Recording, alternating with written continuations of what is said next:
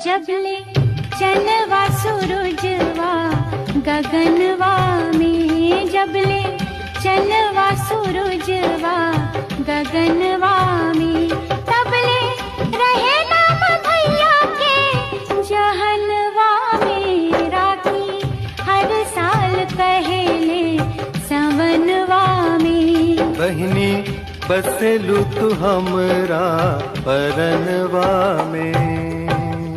जबले चनवा सूरजवा गगनवा में, जबले चनवा सूरजवा गगनवा में, तबले रहे नाम भैया के जहनवा में। राखी हर साल कहेले सवनवा में। बहिनी बसेलू तू हमरा परनवा में।